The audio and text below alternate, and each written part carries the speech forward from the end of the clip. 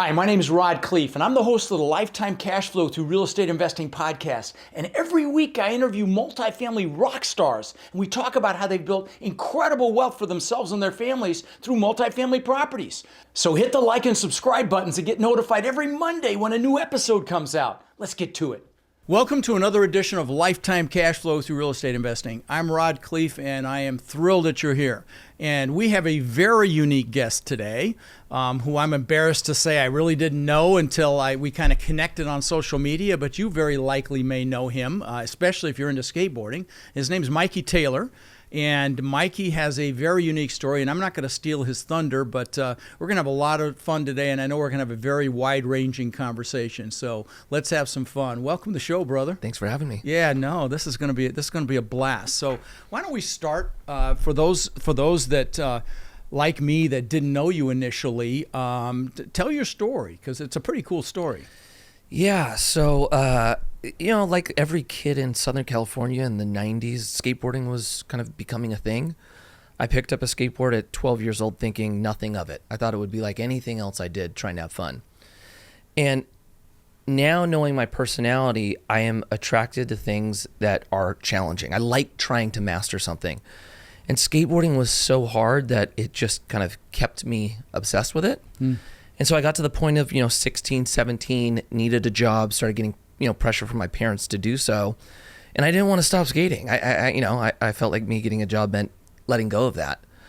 And so I figured out a plan to convince companies to ultimately give me free product. So I started getting shoes and skateboards and clothes, and I started selling some of the excess product to friends.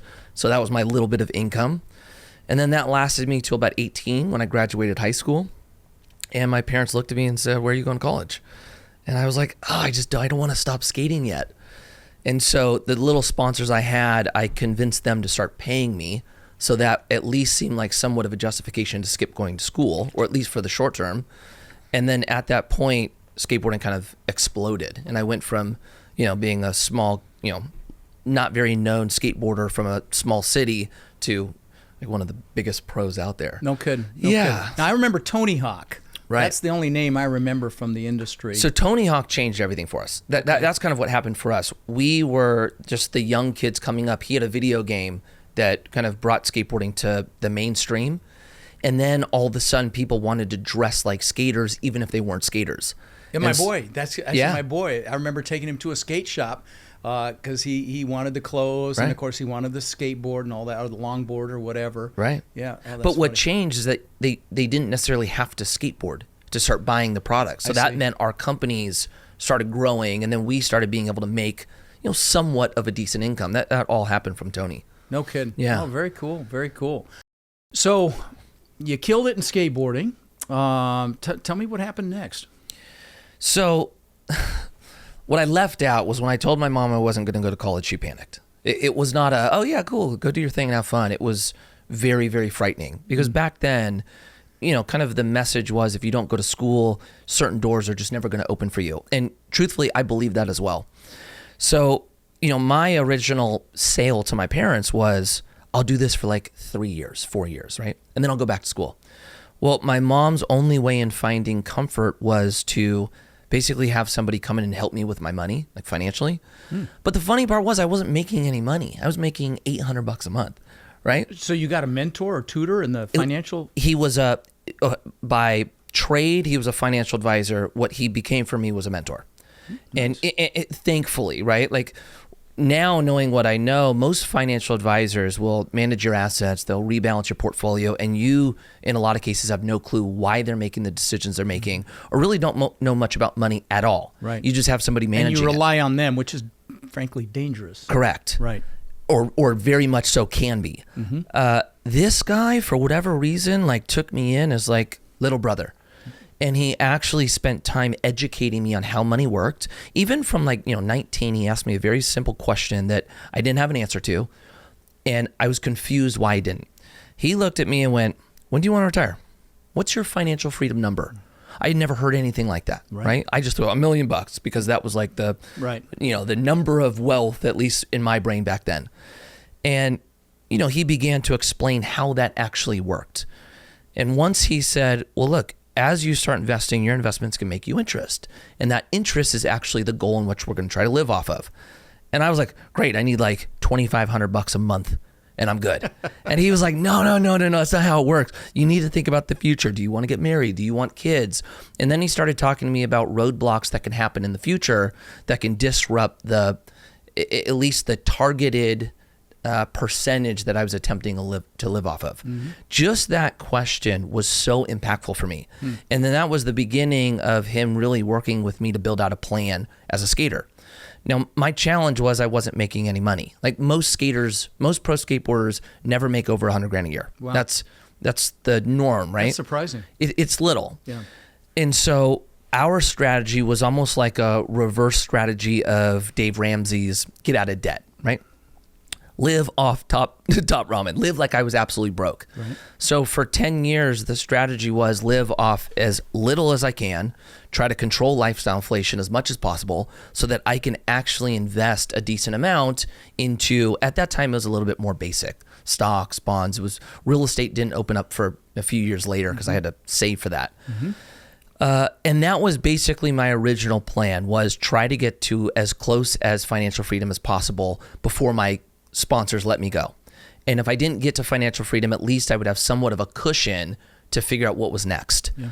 I thought that was everything until I had this kind of idea of starting my first business. And once I started my first business, that changed the strategy a little bit, but that wasn't for a decade. It was about a decade of this original plan. You know, you were talking about living as if you're broke, and that just triggered a memory for me. I remember living in a 2-bedroom apartment when I had about 500 units, mostly houses actually, and it was free because I had a rooftop balloon company. You know, those cold air balloons that you put on a roof, so move in special or first month free, and I would climb up there, throw that balloon up once a month, and that's how I had free rent for a couple of years. Actually, my daughter was born there, so you know I totally believe in that strategy, and that's awesome. And so then you became an entrepreneur.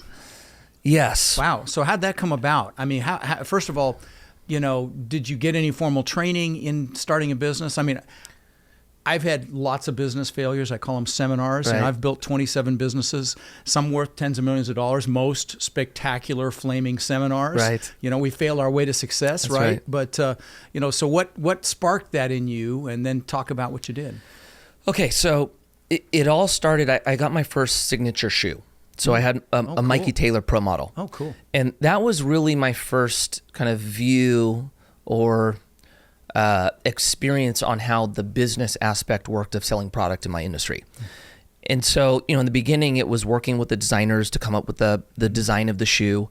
Once we had that, it was pre-sales. And then it was, you know, me being introduced to marketing on both sides, which was building my brand and marketing to sell product, which then led to a whole new type of revenue coming in because I got a royalty off my shoe. And I love that. Was it online prevalent back then? Was this all online? No, this was all retail. It was all retail. Yeah, when I got my first storefront, brick and mortar. It was all brick and mortar. So how did you get in the stores? Were you aligned with a distributor that had other products and they added your lineup? Yeah, so I was sponsored by a shoe company that was pretty large. Okay. And so my shoe became one of their multiple offerings. Got it. And so what I originally needed was I needed the big, you know, the Journeys or the Zoomies or some of the big retail footprints. Distribution network. I needed them to just say yes, right? So that was the first one was make a design that I think they'll pick up. Mm-hmm. And then once they picked it up, I needed to worry about sell-through. And I enjoyed it. What do you mean by sell-through? Well, basically, they're going to buy a certain amount of shoes, and if you're not selling through, they're not going to order more. If you're not selling through their maybe potential test run, they're not going to open up multiple colorways. Gotcha. And so what you're trying to do is really hit it out of the park off the jump, so that they then, you know, bring you in at a larger footprint. I'm just curious what you did in that regard, because I remember having a conversation with Sarah Blakely. You know, Spanx, the women's undergarments, started with 5,000. Now she's a billionaire. She's in Forbes. And I remember her telling us that she actually went store to store, and she would put her stuff in the front, and she'd talk to customers, and she'd pretend she was an employee. Right. And I heard the same thing from John Paul DeJoria, you know, Patron Liquor and Paul Mitchell hair products. He did the exact same thing. He'd go to the stores, and did you do any of that? Or what? Yeah.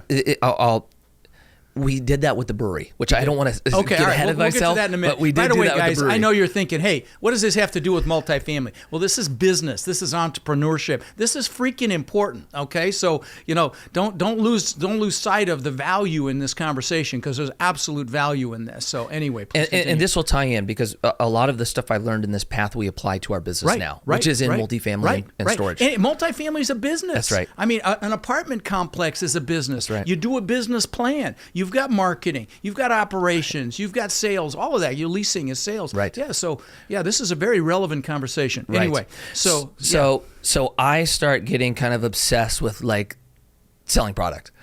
And so I had this idea that I could be more than just a skater for the company I rode for. So I basically scheduled an appointment or a meeting with the president and pitched him on this whole idea that I was going to help with, creative, with shoe design, and be a pro. And he looked at me and went, "Are you out of your effing mind?" He said, "Why don't you just go skateboard?" And at least how I took it as, well, my time here is done. Because I just felt like I wanted that, and that wasn't ever going to happen at that company. So then I get an offer to ride for a new shoe company, which was kind of that hybrid role. I was going to be a pro skateboarder for them, and I was also going to help rebuild their skate program. Now, I had no experience with people, with teams. I only knew I'm a pro skateboarder, which is basically a solopreneur, and if I work hard, I could make money. When I got into the environment of having to truly work on shoe design on products that went beyond my signature shoe, I had this idea that a leader or a boss was kind of like a Steve Jobs, or like authoritative kind of role to the employee. Do what I say kind of a thing. That was my view of business or leadership. And so, we're working on shoes, and it takes a lot of time and multiple samples until you figure out, the finished version. So I keep getting all these samples that are just terrible. Like, they are not good. The little I knew, I got frustrated, and I'm sitting in front of all the designers. I'm going, this is shit. I'm, throwing shoes in the trash can. It was a scene. I left there thinking nothing of it till I got a call from who called me? It was either one of the presidents, or it was somebody real high up. And he goes, "What happened today?" And I was like, "Oh, it's fine. Like, we're getting business done." And he goes, "Are you kidding me?" Lays into me and basically tells me how I can't do that anymore. Now, again, me being young and naive, I took that as, this company will always and forever look at me as a skater. I will never be a business owner or an entrepreneur in this setting. Let me interject something, if I may. I spent a lot of time with Tony Robbins, and Tony Robbins talks about three archetypes in a business.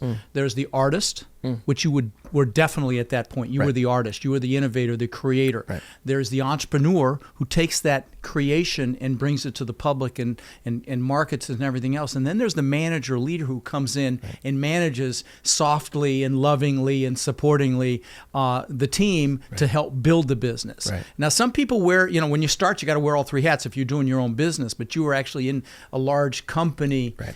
And so anyway, I just want to interject that. Please continue. That's really what good. happened? That's really good. Yeah. So I basically decide that the only way I'm ever going to be able to truly bring a vision to reality was starting my own company. And so that probably took 2 years until I was with a random friend of mine, and we were just talking about new companies that we could create that had never been done in our world. Because skateboarders, when they go to move into the business side of things, it's always skateboards, clothing brands, shoe companies, hats, it's all the collateral. Correct. And so we were having a conversation on what it would look like if we brought something that had never been done in our industry. And that conversation just led to him randomly throwing out, like, we should do beer. Like, what if we did beer? And I was like so blown away with the idea, because that was at the time Monster and all the energy drinks were kind of coming into skating. They were doing well, but they weren't perceived as cool. So I was like, oh my gosh, we could do beverage, open up a whole new category for sponsorship, and it's cool. And so that night we decided we were going to do a brewery. Both of us had no business experience. We knew nothing about beer. We were just kind of hell sent on this idea. Where'd the money come from? That's what I'm curious about. Which we didn't have enough money to start it either. Right. So basically what we did was, for the next 6 months, try to figure out what it meant for us to do a brewery. And our original idea was we understand marketing. We understand branding. We understand experience. We don't know how to brew beer.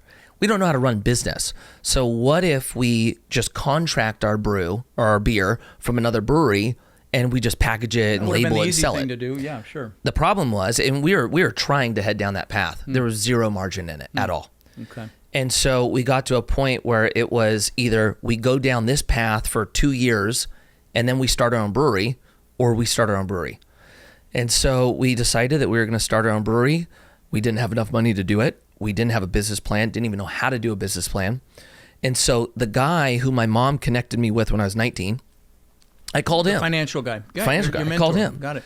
And I was like, hey, I need a meeting with you. I'm going to bring in 2 of my friends, and we want to kind of pitch you on this idea and see how to do this. We give him the idea, and then he tells us all the things we have to do, which is business plan, raise money, etc.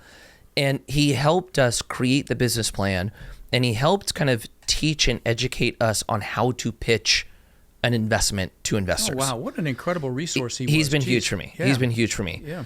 And so, long story short, we went out and we raised, we needed about $2.5 million, which was out of this world for us. Oh, sure. Almost on a, you're like $2.5 million. Good God. It was insane. Right. And by the way, you think this pops up in the multifamily space, guys? You better freaking believe it does. Okay. I mean, we're looking at raising $20 million for a deal right now. So that's right. I remember when we had to raise 5 and I had a sleepless night. So yeah. That's right. And remember, we had no experience. We had no business experience, no experience in beer. So for anyone who's getting into multifamily and needs to raise money and doesn't have the experience yet, I hear you. Yes. We had to do that well. It's a harder pitch in the beginning, but it can get done. Sure. So we raised the $2.5 million. Well, I want to hear how, because I'm going to tell you, moving forward, I really believe raising money in the multifamily space is going to be harder than finding the deals. Right now, yes.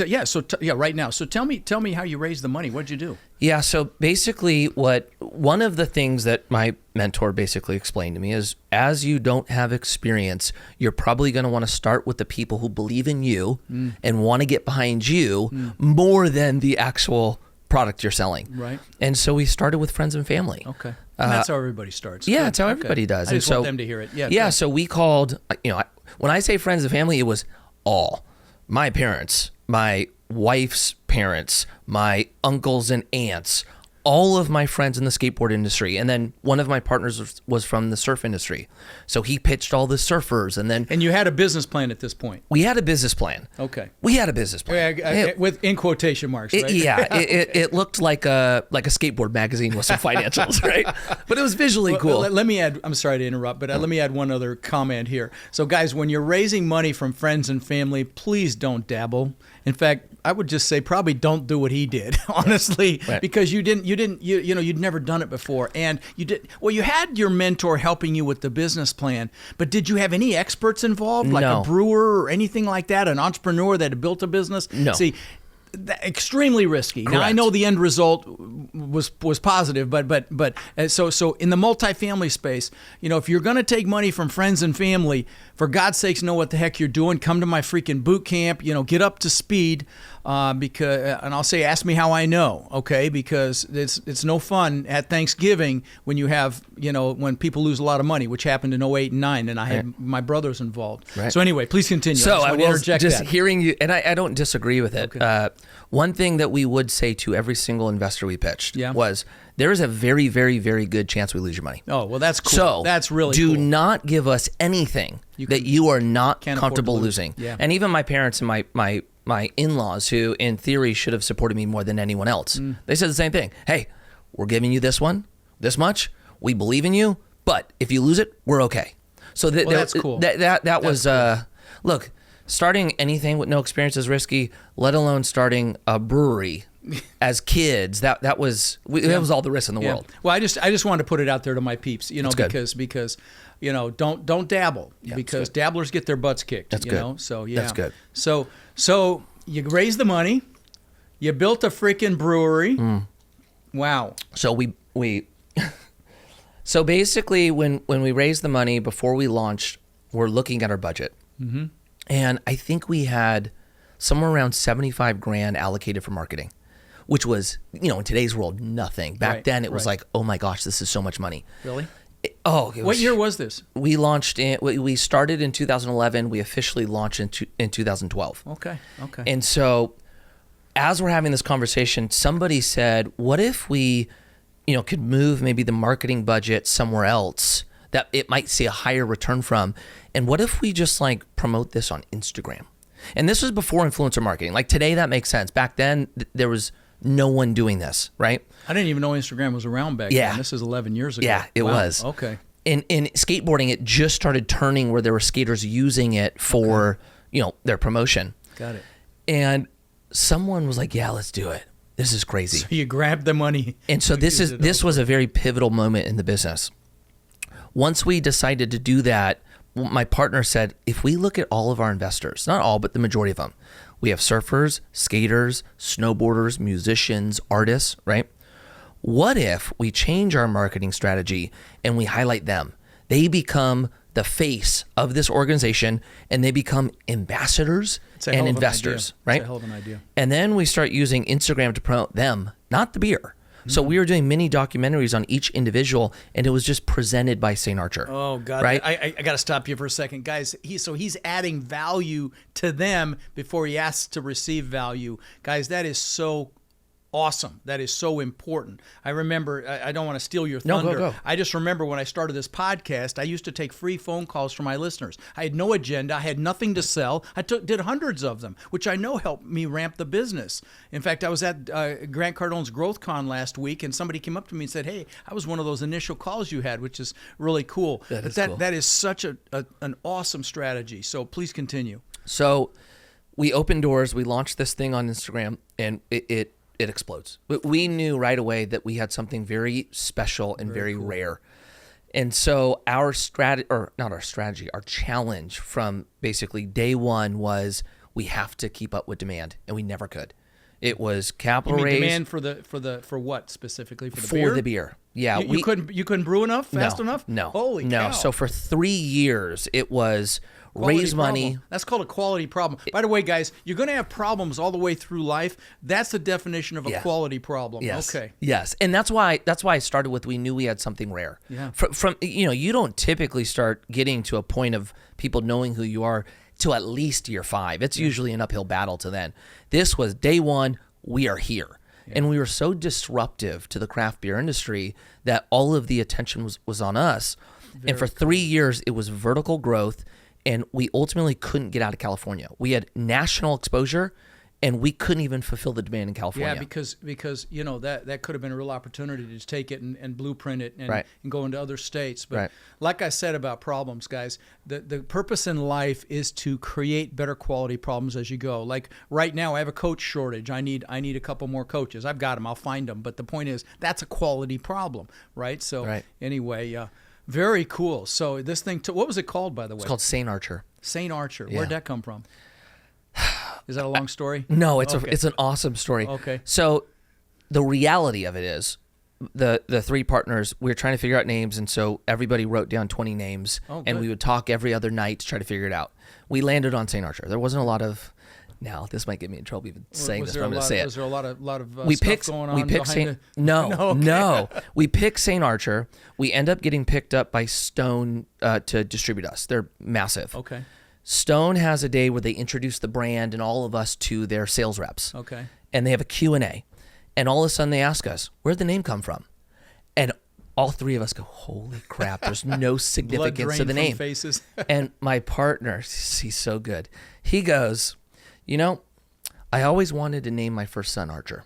Always wanted to name him that. Oh man. And my wife wouldn't let me, so I figured my first business, this is like a baby. We're going with Archer.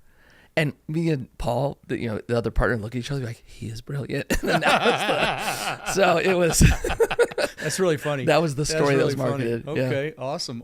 So then what happened? So basically 2015. We're getting to multifamily, guys. We're going to hang with us here. We're going to get We're having fun here. Okay. 2015 comes and we start getting offers from everyone. Anheuser, Molson Coors, Constellation, everybody. Interesting. And it basically turned into a bidding war between Anheuser and Molson. And throughout that, we ended up settling on selling to Molson Coors. No kidding. No kidding. Wow. That's so cool. How big was it, by the way? How many square feet? Oh gosh, our original warehouse was. Oh, I gotta. So you did it in a warehouse? Yeah. Oh wow! So you didn't? Was there a retail, or it was just you're out there just selling the beer to distributors? Good question. So we created a production brewery with a small front of a tap room or a taste room. Okay. So people could go, but by and large, it was a production brewery. I would say our first building was probably somewhere around 12,000 feet, 15,000 feet, and then we ended up buying every single, or it was renting at that point, renting every single space next to us. Yeah. Wow. Yeah. Wow, that's crazy. Now, you said Coors. That triggered another memory on a side note. I remember going to Coors and getting a VIP tour, and I remember getting some beer out of a tap through their process that hadn't been taxed yet. I remember it hadn't been taxed yet. It was really good. But it's in Golden, Colorado, and I lived in Denver for 30 years, so I'm very familiar with it. Oh, that's cool. Very cool. So you sold it. Okay. Now we're going to move into the reason we're here. Right. So tell me, was there an epiphany? When you sold it, what's going through your head? What am I going to do with my share? Blah blah blah. Okay, so what I left out, and I'll just touch on it real quick. When I started investing in real estate while I was skating, I did. I was investing in storage, but I was investing passively. Self-storage as a limited partner. Correct. Got it. LP and storage in storage offerings. Fast forward to we sell the company, and I basically maintained my past plan. I was just able to allocate larger dollars into it. So, right when we sold, I invested, again, pretty heavy in storage. Ton of money as an LP. Correct. In operators you trusted and so on and so forth, right? But this time I hung on to a heavier cash position because I knew I was going to start another business. You held on to cash, which frankly in this day and age is a really good idea as well. Right. Correct.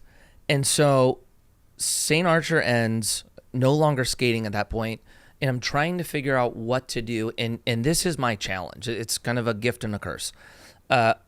If I'm interested in something, I am all in. I'm nuke or nothing. But right? you didn't know. But I have to be interested. I've never had the ability to just say, oh yeah, turn it on there. And all of a sudden you get a monster out of me. If I'm not interested, I am the worst. If I'm interested, I'm the best. That's my variance. And it took me a while to figure out what to do. I was struggling with that one. Let me interject something. I can't speak for women, but I can speak to men in this regard. This is not an uncommon dynamic.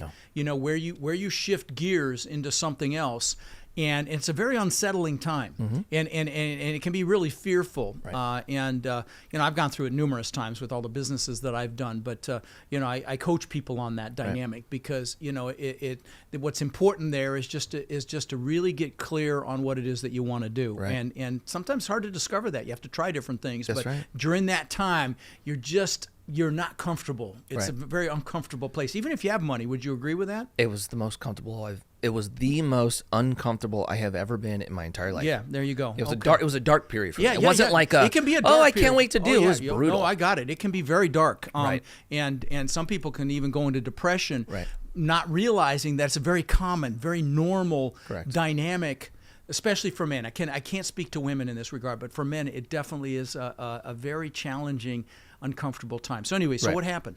So basically, this will steer us off. So I want to be careful with not going too much into this unless you want to. Oh, what is it? Yeah.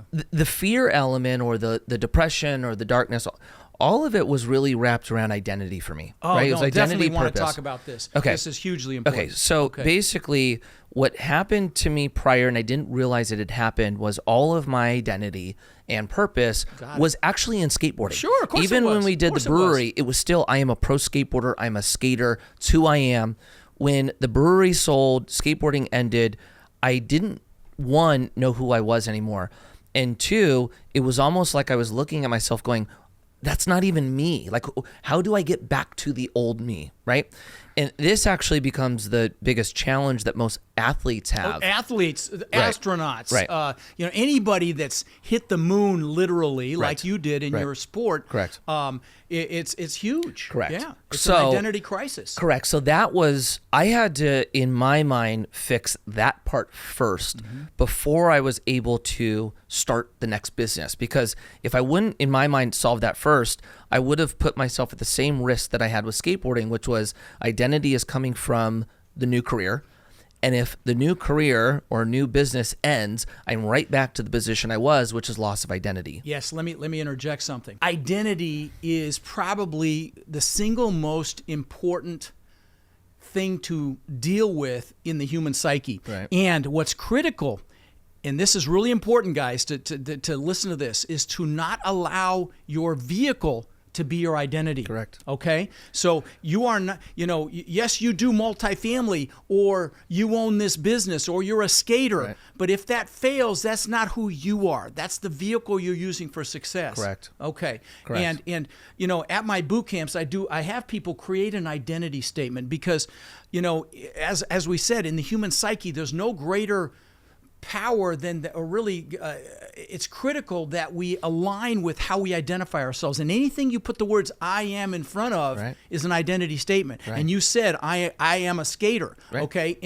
And so, that's like I said, that's one of the things we do at our boot camp because it's so freaking powerful. So I have I am statements. I'll show you in my exercise room downstairs. I probably have about 8 of them on the wall. Right. I am a business genius. I'm the world's greatest husband. I've got one right here that when we put mirrors on the wall, I took it off the wall. I don't know if you can see that. Can you see that on the screen? It says I am health and energy. Just happened to find a picture that actually looked like me at the time. But anyway, and like I said, there's no greater force in the human psyche and the need to remain consistent with that. Correct. And when you have to change your identity, that's a big deal. Correct. So how'd you do it? How? Yeah. Okay. So everything ends. Mm-hmm. At this point, married. I have 2 kids. Mm-hmm. And my wife looks at me and goes, I am absolutely miserable. This isn't working, right? We've been married 7 years. We're at that pivotal kind of, if you're married and you haven't got to year 7, I don't know why year 7 seems to be a tough one. Huh. We're at that pivotal point. She looks at me and says, I'm miserable. I'm blindsided by it. I'm like, babe, I'm trying to figure out who I am. I feel like everything's falling apart, which is insane to say because in theory, I was, how old was I? 34 years old. I was financially free. In theory, I have nothing to complain about. But you probably right? weren't showing up in the relationship you needed to show up because you didn't know what the hell you were doing. Correct. Right. Correct. So she says that to me and I panic. I'm like, I'm now very scared, right? Sure. And so I got to the point where I started trying to figure out anything I could do to find myself. Mm-hmm.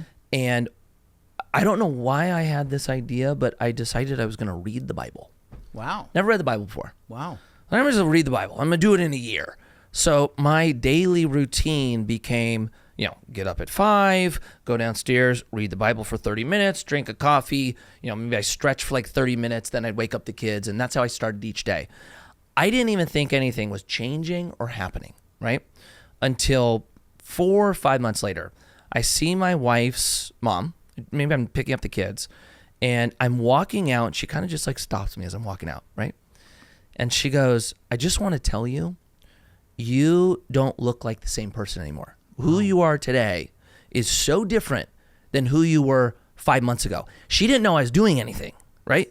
Wow. And that was the moment where I was like, visible change. Oh, I was like, holy crap, that was insane. I come home, I tell my wife, I'm like, babe, you're never going to believe what your mom said. And what I didn't know is things were happening in my wife's life because of what I was doing that I wasn't even aware of, right?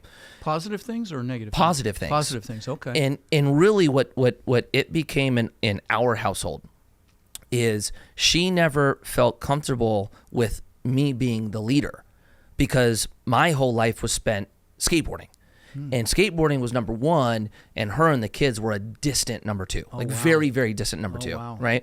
So I started showing up as the man that I think she always hoped I would become, or at least I was showing signs of who that person was going to be. And then all of a sudden, the comfort level on her end started changing because now she started feeling more comfortable and more connected with the man that she hoped I was.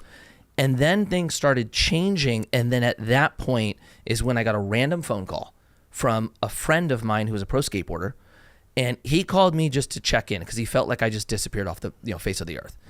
And the questions he was asking me were, how are you doing this? How are you making money? How is Jen? How is the house? And I kept trying to take him back to the emotional stuff. Dude, I'm figuring out who I am, right over his head. right? Really? And that was the moment that hit me, which was for athletes, and then it turned into just people in general. We're so scared of what life looks like after our sport, right?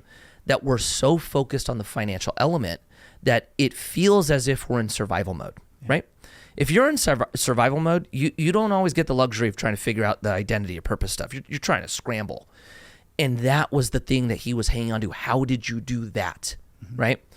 And when he said that, I hung up the phone and I'm thinking about it, like, man, how did I do this?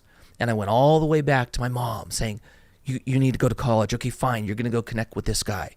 And then all of the years of him working with me and learning the discipline and starting to invest, it was at that point 14 years of somebody helping me learn, create discipline, and then action that put me into this situation. And then I had the idea, oh my gosh, how do I replicate what happened to me for my community? I originally started my business for skaters, right? And so when I came up with the idea, it was there has to be an educational component because I had somebody that actually spent time with me. 2, I want there to be an investment vehicle, but I wanted it to be different than what Saint Archer was, because Saint Archer was we were either 10 to 15xing your money or we're losing it all. And chances are we're losing it all.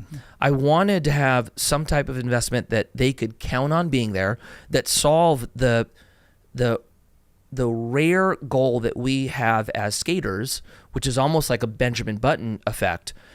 We're at the age where we're trying to grow our wealth. We're young. This is like 19 to 30. Right. But we need cash flow. Like cash flow is our lifeblood to figure out what's next and to ultimately take control away from our sponsor or employer at that point. And I looked at real estate and said, that's where the majority of my money is. That's the one that shows up for me. Most of my investments, it was distributed quarterly, shows up for me quarterly. And that's the amount of wealth that I built over the 14 years at that point. Yeah. And so I landed on, we're going to do real estate. That's how it started. I was stuck on doing a fund. I don't know why I wanted to do a fund back then. I had no idea. Did you actually do a fund back then? Yeah. Did it fail or did it go? We did well. You did well. But you know why you did well? Because you had a following. Now I'm going to tell you guys, don't start with a fund if you don't have a track record or have a following, because you won't make it. Right. You need to do deal-specific syndications to start, okay? So funds are brutal in some regard. They're awesome in some. They're very challenging in others. I didn't know this. What I knew was I know how to build business and I know how to raise capital. So I built out my business plan and I had one page and it just said fund management ? And I called Randy, the guy, my mentor, because Randy's brother ran a storage portfolio and Randy's brother who I was investing with. Yeah, right. And I called him. I was like, hey, sat with him. I need you to do what you did for me with Saint Archer. Here's my business plan. Can you educate me on this component? How does this work and who do I need to bring onto my team to achieve this? Right. And he's asking me questions, right? He's doing his thing. And then he goes, you know what? Let's meet next week. It's very cool. I meet with him next week, and it's him, his brother, his dad. And he had a nice self-storage portfolio. You'd invested with him. You trusted him because you were getting your quarterly distributions. Correct. Things look great. Okay. Correct. Okay. So I meet with their whole family, and they basically pitched me on the idea of what it looked like to start a business together, right? With them. With them. Yeah. See, and guys, I'm going to tell you, when you first get into this business, you will very likely need what he did, which is a sponsor. You'll need someone that's got some experience. Maybe you didn't need these two components in your case, which is liquidity and net worth, but you need that as well if you don't have that. You know, the beautiful thing about self-storage and multifamily is it's a team sport. So, you can satisfy all three of those requirements with one person you bring on, or, it's the team's experience, it's the team's net worth, and it's the team's liquidity. So I'm assuming you did it. I did do it, and I'll say this, even to this point I'm at now, I will never start a company by myself. Even where I'm at now, I do well surrounding myself with great people ultimately. Yep. And so we end up starting the company together, and I'll try to not go too much into the weeds, but basically how funds work, you have a management company, and that management company manages the fund. The fund isn't owned by the business, it's owned by the investors. So they had their storage portfolio, they had a management company. We then started a new management company together, and then we started a new portfolio. Mm-hmm. And I loved storage for the investment that it was, but storage didn't pick off a need that I had, which was I needed it to be more creative. I'm a creative person. And storage is phenomenal as investments, a little bit more boring on the creative side. It's pretty vanilla. Right? Yeah, I mean, it's a great return. I've got students that have, tens of thousands of units. I know you're up to almost 10,000 yourself. And it's it's a fantastic vehicle, but it's a little boring, right? Yeah, I'm not gonna lie, it's a little boring. Yeah. No, I love that. And again, you're the artist. Yeah. Remember in that archetype, artist, entrepreneur, manager, leader, you're definitely the artist, Correct. which is the creator. Right? Correct. Okay. So I wasn't investing in multifamily at this point. That's what I was telling you when 6 years ago, I'm trying to consume everything I can on multifamily. That's how I originally discovered the podcast. No kidding. And what I liked about multifamily was it checked off a lot of the needs that I wanted for an investment.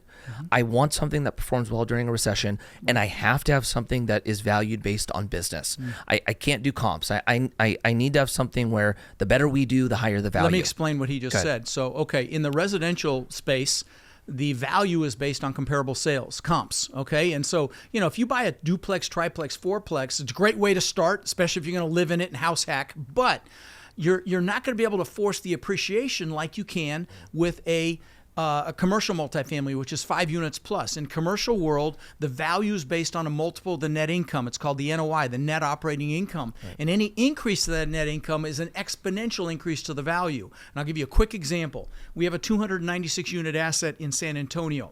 We decided to paint the parking spots. We said, hey, for $25, you can park right next to your unit. It's $25 a month. And we had over 100 people take it. That alone was an 800,000 instant increase in value. That's why we love this freaking business, okay? Because you're able to do that. Right. So you recognize that early on. Good for you. So had to have that. Then moving into the creative side, I wanted something where I felt like we could control experience and vibe. And in my perspective, Experience at the asset. Yes. Oh, I love it. Yes. Love it. And home is that's the number one. Sure. Right. And so, in the areas in which we are investing, it was kind of targeted towards a younger demographic.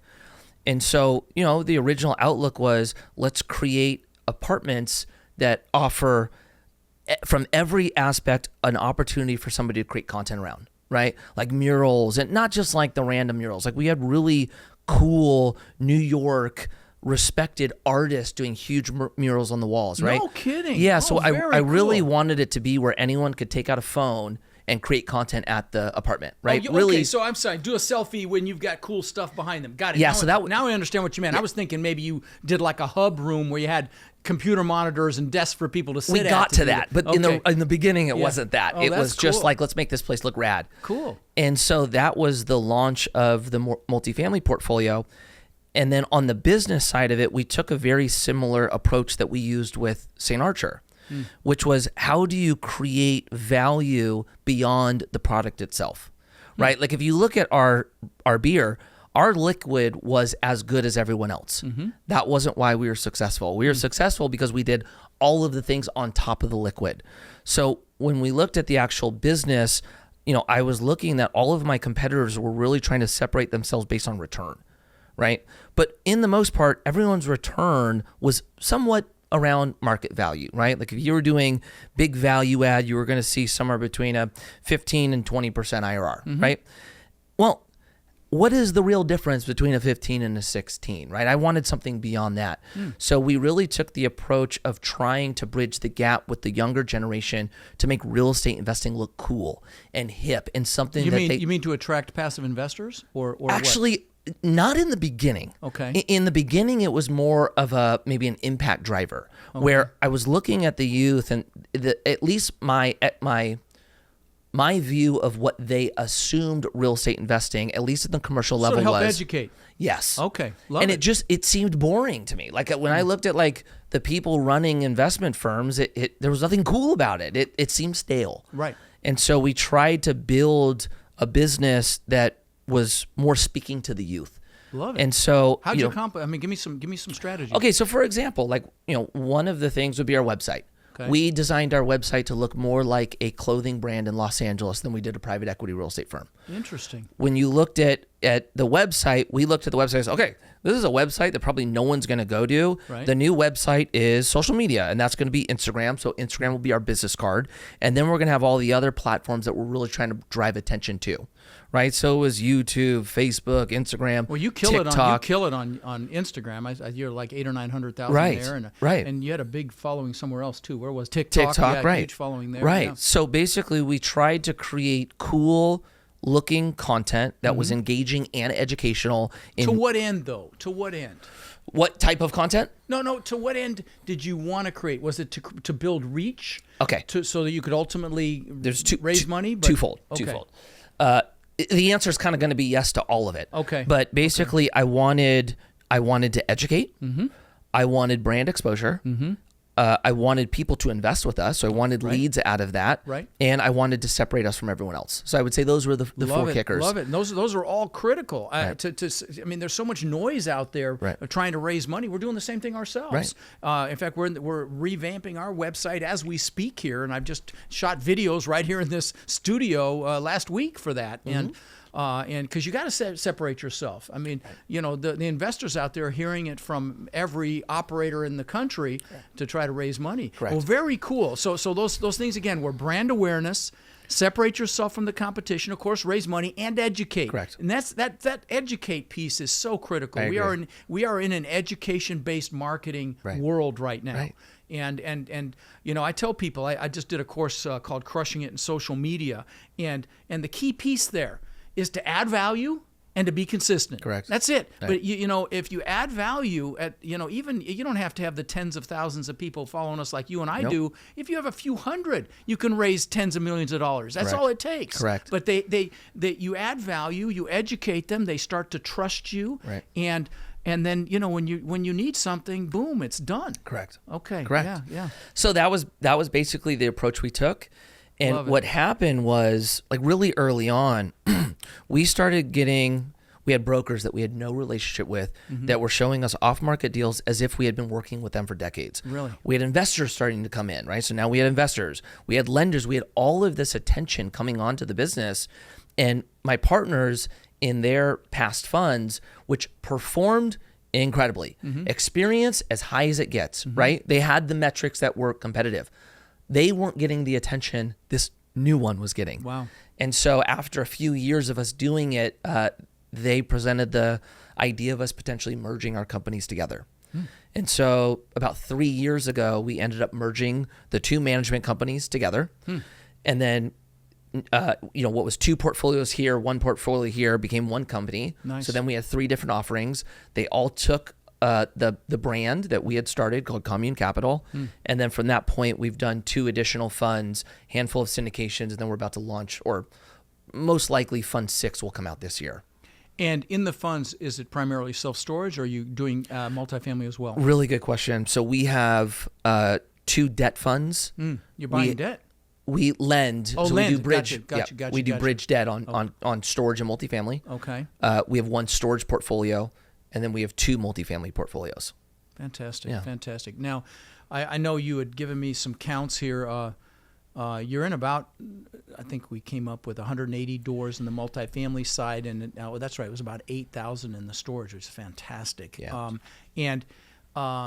Have you done a value add play where you've gone in and repositioned something? Yeah, so that's all we do. Okay. Let me take a step back. No, you're developing as well. You're building. So twofold. Okay. On the storage side, it's primarily all repurposing. So we buy big box retail, Kmart's, Walmart's, Bed Bath & Beyond's, and then we scrape the inside, fill with storage. Wow, okay. So storage is primarily repurposing. We have developed two of the assets. Okay. Multifamily is primarily redevelopment. Okay. We have bought...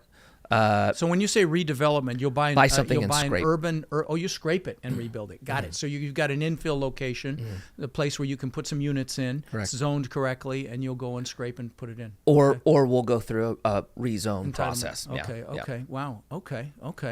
And it's all California, which sounds crazy. But all of our apartments are California. Yeah, I cringed when you told me that, because the regulations are just so onerous. And, do you have rent control where you're at as well? Yeah. Statewide rent control. Wow. Yeah. So, well, let's shift gears a little bit because, you're super successful.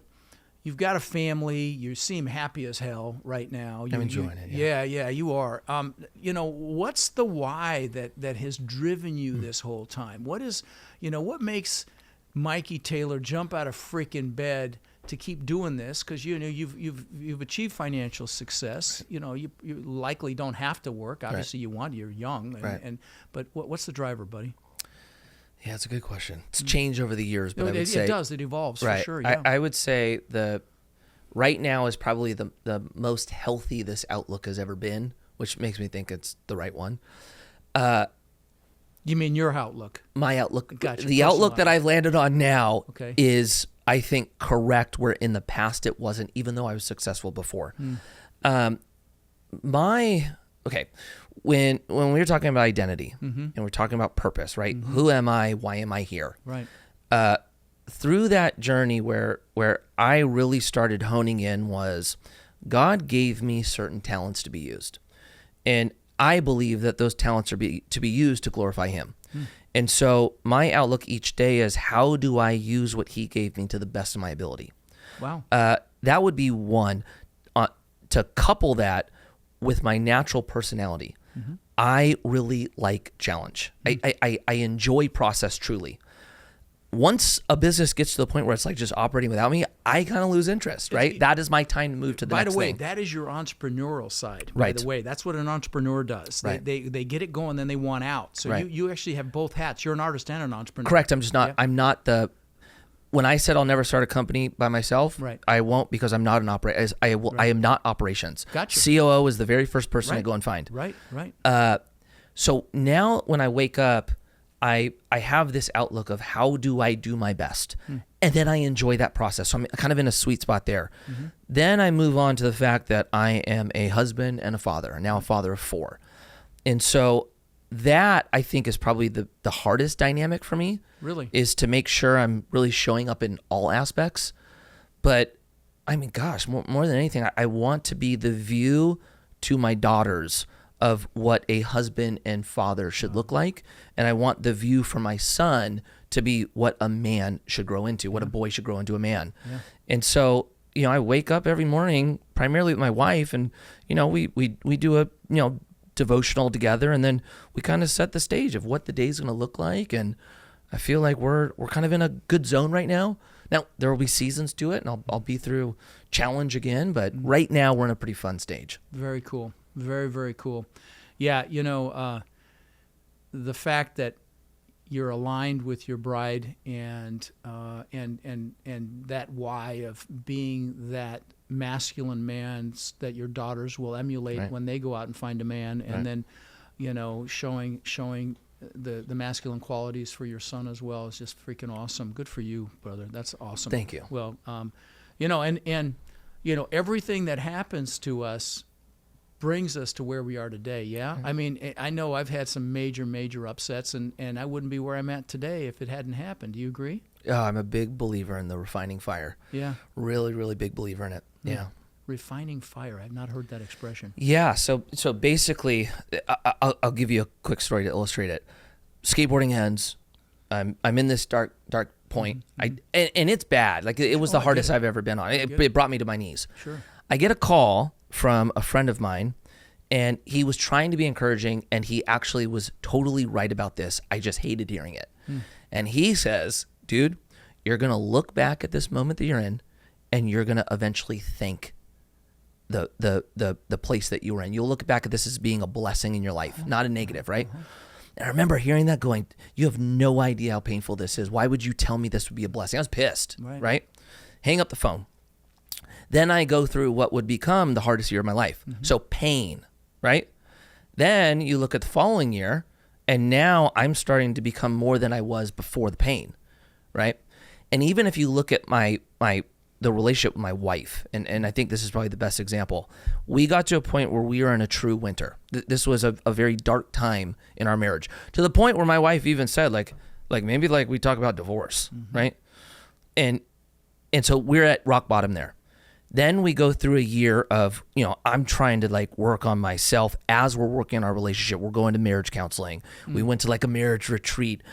The following year, we go back to the same marriage retreat, right? And The first one we went to were in winter. The second year, now we're like in spring. Like things are like kind of like pretty good again. To see that light. Yep. And then the next year we're firing. We're in summer, right? And it was probably the most encouraging moment for both of our marriage, which was if we are willing to work through the crap, right? The blessing that we get on the other side was more impactful and better than what we had prior. And now, you know, my wife and I are about to celebrate our 13th year being married. Nice. This is the closest we've ever been. And we would not have become this close if we weren't going through those challenges together. So I'm a really big believer in the challenge brings you to more of your full potential. No question. Where if you're never challenged, you're never growing. That's what you just said. That last piece was the most important piece. If you're not having challenges and not getting your nose bloodied and getting your butt kicked on occasion, you're really not trying, right. And you're certainly not growing. Right. And happiness never comes from the goal. Right. It comes from the growth. Right. And you've got to have that continual growth. And you know, one of the things that I do at my boot camp, but you can also go to rodslinks.com. At the bottom, I've got my goal setting workshop. I do it every year around New Year's. I did it on January 2nd this year. But at the end of that, I do a weekly planning process, and it's how I manage 2 large companies at the same time. Right. And one of the pieces of that is to acknowledge anything you did the previous week. So you're patting yourself on the back consciously, because are you going to have a delay? Are you going to have setbacks? Are you going to get your nose blooded? Yeah, but if you're growing, you're happy. Right. And what's the purpose of life? Right. To be happy, That's right? So no, that's really cool. And like I say, the fact that you're doing all that with your wife and it's just that's just awesome. And you know, I'm 13 year same. Been married 13 years. You ask my wife what Rod's purpose in life is, she will tell you to make her happy, and that's the truth, absolutely the truth. I live to serve her, Yeah. and she lives to serve me as well, and that is a world class freaking relationship. Right. You know, when you adopt it like that. That's so right. so let me ask you this. You know, I've got a lot of listeners that are young and they've got blood dripping from their teeth and they want this so freaking bad, and maybe out of fear or limiting beliefs they haven't done anything yet. You know, fear of failure, fear of rejection, whatever it is, or maybe they're comfortable and maybe they're not even young, maybe they're in their 30s, 40s, 50s, doesn't matter. Right. But they haven't taken action on whatever side hustle they want to go after. What would you say to those people? I'll tell you what works for me. Okay. Especially at those points where I needed to do something and I was scared, I would lie to myself. Really? Oh yeah, I would lie to myself and tell myself I could do it. Even if I questioned it, I would just tell myself over and over, you can do this, you can do this. That's an affirmation, by the way. I know. And but they're it was very powerful. But it was at odds with what I believed, right? So you get to the point where you realize that, like, in a lot of ways, your reality becomes what you tell it is. Yeah. And my reality was that I had a limit on certain things, right? So I would just tell myself, you could do this, you could do this. Before you know it, I just somehow believed it, and then I would do, right? As you say it, so shall it be. Right. Yes. And so that's an interesting part.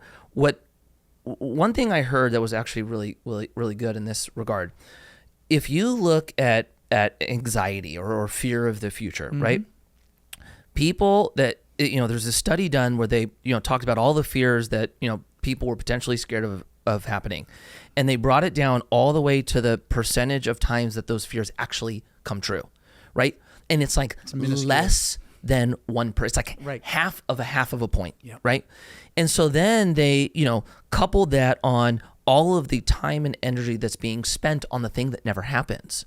And so it's really interesting to look at it like that you're allowing yourself to lose out on something great because you're scared of something that's never going to happen. Right. That's one part. The second part, if it does happen, the thing that you're so scared of, right? This is what happened to me all the time in skateboarding. I would be so scared to get hurt, or I'd be so scared to fall that I wouldn't try something. And then all of a sudden I would fall. I would do the thing I was scared to do. And I'd lay on the ground and go, that wasn't that bad. And all of a sudden it was like, wow, I made this thing up to be worse than it was. Once you experience that the fail actually isn't that bad, it's pretty encouraging that you can now go do it. Yeah. And so what I would say, tell yourself over and over that you can do it. Start there. Yeah. The second, what I typically do is I start telling people around me so that I feel as if people are counting on me and I'm not able to turn around. Some accountability. I do that. Okay. That's been big for me as well. And that also becomes the scariest part. And then third, go fail a little bit. Yeah. Like, just go do it. It is not as bad as you think. We fail our way to success. Right. You know, I was mentioning, did I mention Sarah Blakely Spanks? Yeah.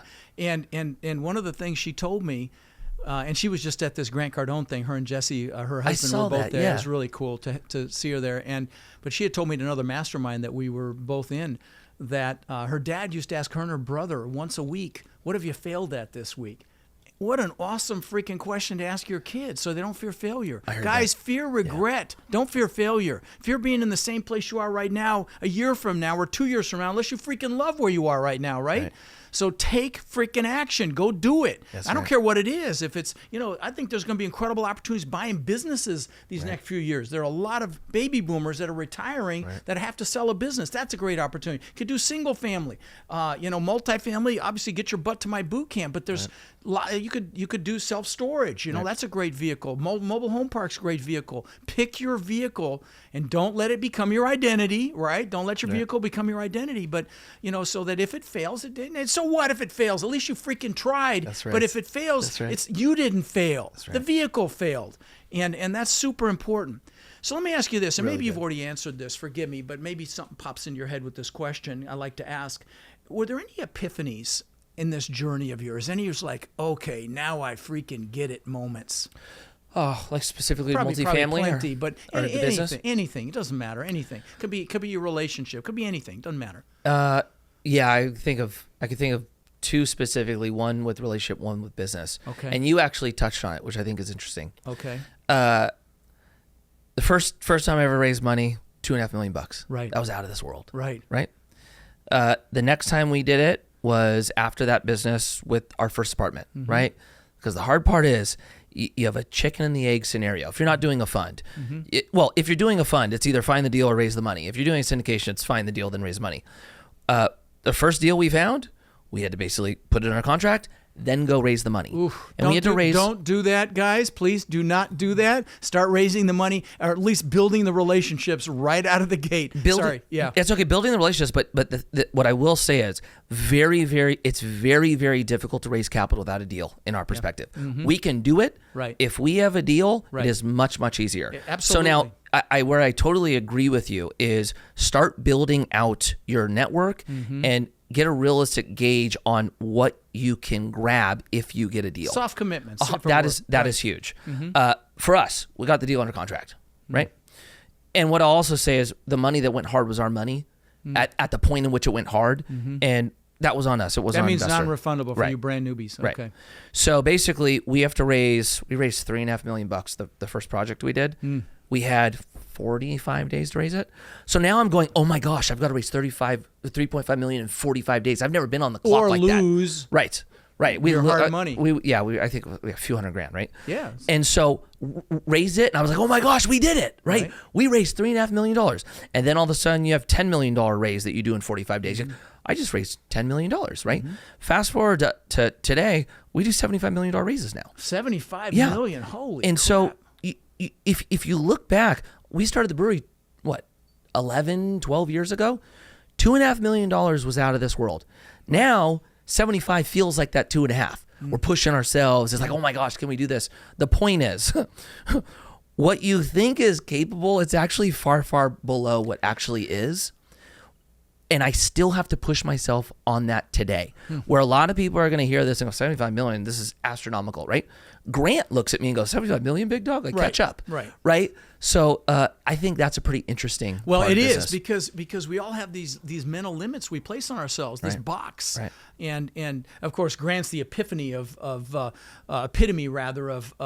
someone that has no limitations. Right. I mean, it's insane what that guy does. Love him or hate him. I mean, he truly has no limitations. Right. But okay, and what about the personal one? I think that's interesting though. Yeah. For sure. Yeah. The second one, I would say probably falls right in line with what you just said. Which is a leader is more of a servant than anything. Yeah. And that one, whether it's my relationship with my wife, whether it's my relationship with the kids, or even it's my role as a leader with the business, the top-down idea that I had is not correct. The true leader builds up those around him to actually be bigger than he or she is. Beautiful. That one was massive. Beautiful. For me. Yeah. You know, it's funny. I went to a Tony Robbins event in Fiji years ago. It was called Life and Enterprise Management, and it was all CEOs of some very large companies. They divided us into groups of 10, and we competed against each other, and it was freaking kill or be killed, Right. okay? But what's fascinating was to study different leadership, and that's when I saw that top-down, aggressive, do what I say leadership versus the servant, push from behind, build the team up leadership, and it was just a fascinating study, and just that triggered my mind. Yes, I had to learn that one. Yeah. Same here, man. I used to make people cry at my companies, and it was like, good Lord. Yeah. Well, so I have to ask you this, because I do ask this a lot, and I'm sure you've been asked it before, but if you could go back and tell 18-year-old Mikey something, knowing what you know now, business related, or personal too, I've never asked it that way, but we've gone down that road quite a bit. Is there anything you'd do differently? There are definitely things I would have done differently back then. Okay. And this one applies both personal and business. And this is going to be specific to potentially the ones whose love language is words of affirmation. Okay. Yeah. But it does apply to everyone. Right. For those whose love language is words of affirmation, which is mine, we are driven, or we feel filled up or good about ourselves when people are telling us cool things about us. Praise, right? Of course. The challenge with that is it's very easy for us to be, one thing to one person and then something totally different to the other because you're just chasing the praise, right? What I would have changed when I was young, which was being totally comfortable with who I am, and if people don't like me, that is okay. Yeah. Because I would rather have people like me for who I actually am than who I'm pretending to be. And that actually crosses over with business as well. When you're, I mean, look, business is making money. You got to make money to have a business, right? And it's really easy to look at people and go, I need revenue. I need a purchase. I need an investment. And all of a sudden you find yourself in that same situation where you don't even have an identity and you're not holding true to who you are. Right. Be okay being yourself. And I actually think that would have, one, brought more joy to me. And two, I actually think I would have got to where I got in a fraction of the time. Interesting. So just be authentic, be you. Yeah, like the closest, I would say the best example, and this is going to be a hot topic, but let's say you wanted to talk about something that is going to divide people, right? Let's say you have your audience right now. We almost went there before we started recording. Right. Let's say politics is probably the easiest one, right? Right.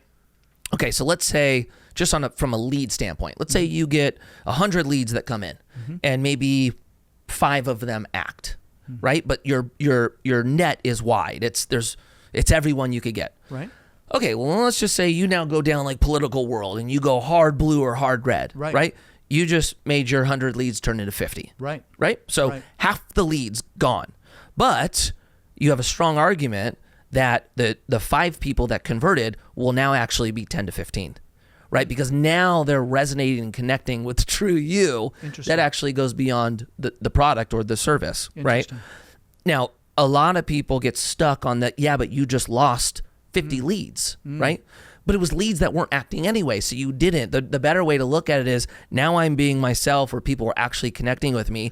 Half the people are not going to ride with me, but now I'm actually connecting with way more in the beginning, right? Now, the politics is probably an extreme example. Well, that's a pretty real example, I got to tell you. Right. And you're resonating with me, brother, in a big way, I got to tell you. Right. I actually carry some guilt around the fact that I have not been more vocal about how I really feel, out of that fear that you just described, candidly, and I have guilt around it. I'll be honest, but that really resonates with me. So you go politics, you can go faith, you can go anything, right? It's just of course. Be you, and us as business. I mean, seriously, we're challenged by that because we want our businesses to succeed. Yeah, Wow. Well, this is a lot of fun, brother. I got to tell you. A couple more questions. God, I hate to end this thing. This is the longest interview I've ever done. Oh, great. We're doing good then. Yeah, this is the longest one I've ever done. I think it works, the fact that we didn't know each other, and now this is like a good time for us to get to. Now I feel bad because your love language is words of affirmation. No. But I didn't like, oh, dude, it's Mikey freaking Taylor. No. That is my love language, but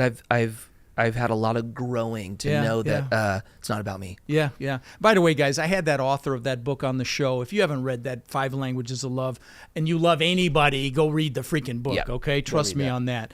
So Do you have any favorite quotes or people that really inspire you? And you can answer one or both those questions. Any quotes that you live by or that you have hanging on your wall, or you could speak to who inspires you, or both? Oh, that's a good question. I don't have quotes on the walls. Okay. I have people that I look up to for different things. I'm an Elon Musk fan. Oh, me too. Huge. Yeah, but why I'm an Elon Musk fan is not because I'm into everything he does. Like I don't like the combination of tech and person, or the transhuman. I don't like that. He's about that. But what I really like about Elon is, one, he seems to succeed where everything is stacked against him, and two, he's able to run industry changing companies, 3 of them at scale, same time. Correct. Yeah. That, I think, his ability of time management, in my perspective, is incredible, right? So I look up to him. Or he surrounds himself with the best of the best. Correct. And he's able to do that. And I would love to know more about that particular topic. Correct. Because, my God, he's got to be the best in the world at it. Correct. Yeah. Correct. So I look up to him for that. Right. There's an aspect of Grant that I look up to, which is like his ability to create awareness is unbelievable. Oh, it's unsurpassed. It's unbelievable. Yeah, he's been on the show twice, and he talks about other people's stages. Like, you're on my stage right now, virtually, and he talks about that, and that's one that I've really taken to heart. And I saw the different things he was doing. I had no idea all the stuff he's doing. My God. So again, you're right. He's very admirable. I look at him, in that regard. Yeah. I was mentioning to you in the beginning that I just stepped into local politics. Yeah. And so there's people in my community that now I'm looking up to on how they navigate through making decisions for the city, knowing that it's going to be controversial. What city? I live Thousand Oaks. I'm city council member Gotcha. for Thousand Oaks. Wow. Yeah, Very cool. So 125,000 residents, Okay. and you make decisions, and it's that you're making a decision that's going to be hard for a large amount of people. So there's people that I'm looking up to locally, where I'm seeing how they handle themselves in those situations. So I would say I have a roster of people that I admire, look up to for certain things. Gotcha. Well, is there a question I haven't asked that I should have that you could add value with? Well, to tell you the truth, I had a lot of fun here. So I think All right, at least for my enjoyment. Well, listen, brother, great. this was a lot of fun for me, and we went different places that I certainly didn't anticipate going, and you have this vision of a skater, and you're thinking, okay, dude, what's happening, dude, and you're a hell of a lot more than that, man. Thank you. I appreciate that. No, really, seriously, you're a very astute businessman, and certainly a pleasure to meet you, and I appreciate you coming. I appreciate. You know what I'm gonna say? Yeah. Only because we didn't touch that much, which is totally fine, on real estate. What I would probably leave everyone with, and I'm doing this because I got comments about this on a recent video I posted. Okay. There's a lot of people that feel like they missed the window to invest in real estate because of the uncertainty that's happening right now, right? They look at like 2009 to 2021 was the golden years, and we're never going to see that again, right? How I've been responding to them, I think it's really important for people who want to get started. In 2009, the same exact stuff was said. It's over. You just missed the golden era, right? We may be here another 30 minutes, brother, because I'm going to tell you right now, I think the opportunity of a lifetime could be upon us. Okay, correct. Okay. So, for everyone needs to hear this. Real estate is cyclical. It will always have cycles. In my perspective, We're in winter. correct. Right. But like you just said, there's opportunity in winter, right? So Exponential. correct. So basically, let's leave everyone with this. And there's going to be some kind of somewhat tactical as well. In winter is when deal flow increases. Yeah. And it's when capital dries up. Right. In summer, it's when capital's there and deal flow dries up, right? That's where we've been. Correct. So you have challenge on both extremes. And then somewhere in the middle is maybe where it's a little bit easier in some regard. But position yourself so that you can go after opportunity when it presents itself, and you remain disciplined on the greed side, because the fear side tends to get you to act.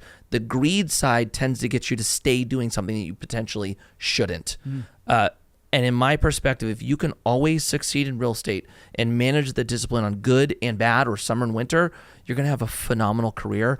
And real estate is long-term. It will be here tomorrow. So don't feel like you've missed it. You know, we talked a lot about seasons, seasons in your relationship, seasons in your life personally. And real estate's the same thing in seasons. I mean, I would say we're fall, almost winter right now, and winter is coming. Correct. And with crisis comes opportunity. And if it gets bad, I'm a bear. I think it's going to get bad. I don't think you are, but I really believe it's going to get ugly. And if it does, there will be incredible opportunity. There'll be pain, but there'll be opportunity. And so, I'm gearing up for that. And so I will just leave you guys with this. And I think I mentioned this earlier, actually, so maybe it's redundant, but decide how you're going to capitalize on it if it happens, right? Decide right now. Because if you're trying to learn it, once we're in the thick of it, it's going to be too late. So you agree? Bingo. Okay. You asked me what I'm doing to prep for winter. I'm in a lot of cash. I'm prepping my investors to not be as fearful, that there's opportunity, exponential opportunity when things get rough with the right operator, to not be aggressive right now, to be super conservative. Raising additional operating funds, long-term fixed rate debt, and even if it's not as bad as we think, I really believe there's going to be significant pain in the bridge market. The bridge market is correct. Yeah. I mean, I met a big operator at GrowthCon last week. Somebody I really admire. You'd know the name.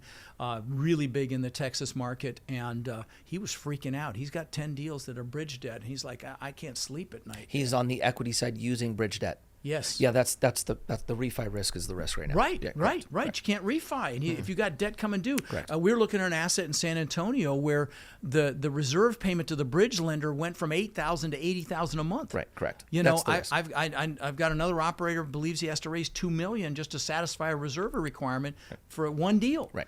And so, I think there's going to be a lot of pain there. Now, again, back to preparation, it's getting into cash as much as possible, or access to cash. I've put a kick-ass team together. We have. Sorry about the profanity. I didn't realize how religious you were. Forgive me. No apologies. Okay. So, put a great team together. We've got about 10 people, and they're all over the country. I've got regionals handling different markets. We've got a lot of deals we're looking at right now, but I have to remind myself to be super conservative right now. And a lot of people smarter than us. Elon Musk, for example, says it's going to be ugly. He says if they continue to raise the rates, it's going to be a severe recession. Correct. That's a quote from him. Correct. Trump, same thing. Jamie Dimon said it's going to be a severe recession. Yeah. So who knows? But I'm trying to be optimistic about it. Because I'm dragging around that bag of what happened to me in 2008 and 9. Right. Do you know my story? I do. Yeah. So all the single family. Yeah. I lost my ass. Yeah. 800 houses went down the tubes and pulled my multifamily down too because I was cross collateralized with it. So I carry around that pain. I get it. And so I'm super conservative. To a fault, honestly. But I think that'll serve us well in what's coming. Right. But I put together a great team. That's how I'm getting ready, getting in a lot of cash. How about you? So we're sitting on a lot of cash and storage already. Yeah. And storage is we're in that moment where we're not seeing the deals, but we have the cash. Right. Multifamily, we're taking a little bit of a different approach, and like you touched on California, which I totally get why so many investors do not mess with it. Right. Because it's difficult. Right. We've been investing in California so long, we kind of, in some regard, enjoy that it's difficult because it keeps a lot of the competition out. Oh, interesting. And also, like we're so undersupplied. Like even me sitting on city council right now, there is so much pressure from the state because our cities have been primarily controlled by city councils that are no growth. And so the supply is so underserved on demand that it's an issue. It's a full-blown issue. Yeah. So our outlook is if we're because we do a lot of building, if we're building in areas that are undersupplied, that we know we'll have demand for in 10 years, right? That's really what we want. Can we hit the cash flows that we want and we'll have demand for 10 years? We're less concerned about what cap rates do in the interim. Oh, sure. But the bridge debt is the concern. So basically what we're doing now is we do either C-PACE or mini perm debt, and we're coming in with I mean, in some cases, 60% equity to qualify. Wow. Where, Wow. if you asked me 3 years ago, we'd come in with 30% equity. Or less. Correct. Yeah. So now, because of that, our investor expectations we've had to work on. Yeah, we are sure. not looking at the same returns. No but way. in our perspective, what we're doing is, one, we're able to go after the opportunity, and we're hedging against the refi risk, right? But this is at least how we're looking at California. If interest rates are going to keep climbing, that's basically going to be they've because said they are. but that is because inflation is stickier than they think, right? So inflation becomes the concern for interest rates to rise. And then that potentially changes the Fed's outlook of bringing rates back down in 2024. And that's the conundrum that we've been in, right? Even if you look at people buying stabilized assets where the cap rate's below the interest rate, right, they're doing so because they just assume that they're not buying on current rents, they're going to buy on future rents, and they're willing to pay the cash to get there. That's Grant, okay, by the way. So we are not there. But what we recognize is, if we're not building today, because we're waiting for cap rates to rise to potentially build in 2 years, right? We're looking at what the cost of construction is going to do if inflation becomes the risk. And in most outlooks that we look at, if we begin to build in 2 years to today, there's a number in which the price, even dropping, let's say 50%, still is more beneficial if we build today than in 2 years, if inflation is the risk and interest rates still becomes the concern. We're just doing so that if interest rates do rise in the next 4 years, we don't have to worry about a refi. Well, if you do a mini perm, I mean, Correct. you're fine. But even the CPACE, you're talking 20, 25-year debt. wow. Yeah, I'm not familiar with that model, but at all. What does that stand for, CPACE? CPACE is now it's awesome, and then there's somewhat of a challenge. It's technically a tax lien. Oh. And so what a lot of people do is they'll do CPACE and then put debt behind it. But what's challenging about it is let's say the bank is almost a first position, but it's not. It's technically a second position. Not if it's behind tax? Correct. Yeah, right. And so most banks don't like being in that position. Right. So it takes out a lot of players. But if you just do something like CPACE, your property tax pays it back, but it's low leverage. You're typically not going over 40%. Oh, wow. So that's why we brought down hard to have returns, the same returns you've had, right? Correct. So return expectation went down. On our storage portfolio, we're sitting on almost $20 million of cash right now. Good for you. Yeah. Good for you. But we're just not finding the deal. Right. It's just the deals that's the challenge. Well, right now it's the people that want to sell. At some Correct. point, it's going to be people that need to sell. Correct. And if you've got storage, I don't know how much bridge debt was used for storage. Is that a common dynamic in the storage industry? Bridge debt is hard in the storage industry Okay. because storage takes a lot longer to get to stabilization than multifamily. So in a lot of storage situations, you're almost going bridge to bridge, then to permanent. So there is bridge debt, though. Yes. Okay. It's just hard to get. But for us, why our debt fund? Well, the reason I bring it up, there may be deals there coming if people can't refi. Okay, so this is what we're seeing Okay. right now. Myself, my partners, our inboxes are, if not filled, very close Broker deals. to developers who need equity. Oh, Right? developers who need equity. Right, Okay. I have this project. I'm 50% through. You're starting to see this. Yeah. I need I equity. am seeing right? some of that too. Yeah. I think that's a potential sign for there may be a liquidity crisis, which means there could be deals. Well, there's right? definitely a liquidity crisis, buddy. I mean, I know people that are trying to raise money. I just got brought a deal. They need $6 million. They'll give me half the GP on a deal. Correct. Correct. In Texas. Correct. So correct. Then on the debt side, 2 years ago, we were looking at winding down our first debt fund. It just couldn't be competitive. Now, all of a sudden, you're cutting loans 11, 12, 13%. what and loan to value do you look for? We typically go about 68%. Wow, that's We're- pushing the envelope. Well, this is our outlook. We only lend on multifamily and storage. Okay. These are two assets that we are very comfortable with. Okay. And when we underwrite it, we're underwriting it from an equity position. Okay. If we have to take this thing over, if the lender doesn't perform, is this I something? mean the operator. The operator. If the operator doesn't perform, is this something that we're okay owning? And if the answer is yes, then we could typically get pretty comfortable with lending on it. Okay, no, that makes sense. That makes sense. That's that our makes outlook. sense. Yeah. Well, I got to tell you, if bridge is used for self-storage, I think you're going to see opportunity. I do too. Yeah, Yep. And of course in multifamily you are. Yep, So, that's right. But Rod, this is a pleasure, man. oh, likewise, brother. Likewise. So one other quick thing. We encounter so many people that are frankly frustrated. They're looking in the mirror and they're frustrated that they haven't been able to escape the rat race. They haven't been able to build cash flow to the point where they're able to have financial and time freedom with their families. And maybe they see other people buying real estate and creating, incredible cash flow, and they think, well, it's just scary. Buying apartments is intimidating. And I get it. But see, that's why we created our Warrior Mentorship Program. They're our coaching students, and they've had extraordinary results. My students, I've been teaching about 5 years, and they own upwards of 140,000 units now that we know of, right? And we feel like it's just getting going. Now we're looking to grow this group and really take it to the next level. And honestly believe that the greatest transfer of wealth could be upon us right now with this current economic environment. Everything's going on sale. So we're looking for people who want to follow a proven framework, really like a blueprint or a map, literally step by step. And then they're able to leverage our systems and our incredible network to raise money and equity, to find deals and close those deals and build partnerships, really nationwide. So if you're interested in finding out more about how you can become more in our incredible network and take advantage of the unbelievable opportunities that are upon us, you can apply to my Warrior Mentorship Program by texting the word CRUSH to 72345, or you can go to mentorwithrod.com. And what we'll do is we'll set up a call so you can check us out and we can check you out and see if it's a fit. Now again, you can go to mentorwithrod.com or text the word CRUSH to 72345 to apply, and we will speak soon.